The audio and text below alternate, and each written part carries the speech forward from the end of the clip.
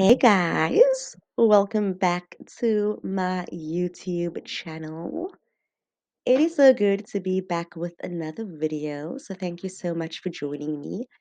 I'm having a hard time speaking because I've got a slight case of rhinitis. I'm dealing with a runny nose. Um, yeah, not sounding too good, so please do forgive me. But I decided to hop on here to discuss the fact that prison is a state of mind, and this happened after I watched a extremely interesting documentary yesterday. So I'm not going to go into the nitty gritty of what this documentary was all about. However, this particular docu was filmed in a maximum security prison. And the first thing I noticed was how beautiful this prison looked. From an aesthetic point of view, this prison looks better than your average home. And then one of the criminals had to basically give the film crew a tour of his cell. And once again, I was like, wow, his cell looks so nice. Okay. Like the cell wasn't too big and it also wasn't too small. It was actually the perfect size room for a teenage boy. But this man, he was in this cell. And I just want to once again say that this cell does not look like a prison cell. It looks like a normal room that is, as I said, suitable for some teenage boy. His cell is super neat. He also has the choice of keeping his cell neat and tidy without fear of anyone messing that up for him. He also has a TV in his cell, and on top of that, he does not share his cell with anyone. Wow. And I was thinking, like, okay,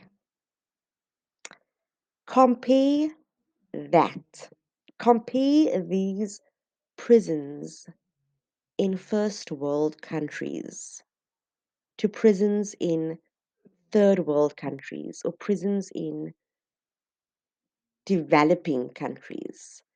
Now, I am from South Africa and I've never been inside an actual prison cell before, but I know what our prison cells look like because, yeah, we've got the media to show us what it looks like. We've got YouTube, like you can just go onto YouTube and basically have a look at what it looks like inside of Paulsmoor prison. The conditions in prisons situated within third world or developing countries are terrible. Okay? Absolutely terrible. I'm talking about overcrowded cells, an infestation of drugs, bugs, rats. I don't even think there are any hygiene levels to begin with. And on top of that, we also have these instances of intra-gendered forms of sexual assault amongst prisoners. So, just comparing the prison situation in first world countries or in European countries to the prison situation in third world countries or any developing countries within the world, it is mind blowing. And I call this the absolute cosmic joke of planet Earth. I call this the absolute joke because it really proves that prison and the idea of prison is so subjective. Because if you are a prisoner or you are about to be a prisoner in a first world country, your idea of what prison will be like will be so much different to what the idea will be like in the mind of a prisoner in a third world country. So, prison and the idea of prison is subjective. If you are committing a crime in some European country, your prison conditions are going to be so much more nicer to the prison conditions of somebody who is being incarcerated anywhere else in the world. And this goes to show that the idea of prison does not exist because there is no criteria for what a prison should be. A prison is going to be and look differently depending on the context. In one part of the world, the idea of prison might be cushy and comfortable. In another part of the world, the idea of prison can bring up a lot of fear. Prison is a state of mind. Prison is definitely a state of mind. Prison and the idea of prison is not something that we can create. Because, as I said, there is no criteria, there is no standard for what a prison should look like, what it should be like. It just doesn't exist. The only prison that exists is the one in our minds. A prison is something that we cannot create physically. We can say, like, hey, a prison is all about cells and locks and guards and all those things. But from a physical standpoint, a prison is not something we can actually create because it is created and seen so differently from country to country. But the only prison that is constant is the one within our minds. And we need to ask ourselves, in what ways are we prisoners of our minds?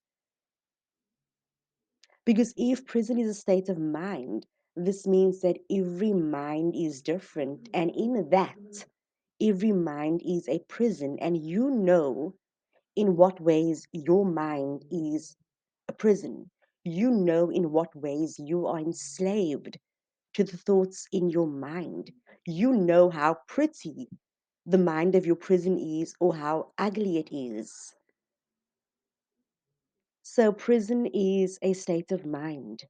It only exists in the mind. Freedom is not something that we have physically. Incarceration is also not something that we have physically. It's something that also exists in the mind.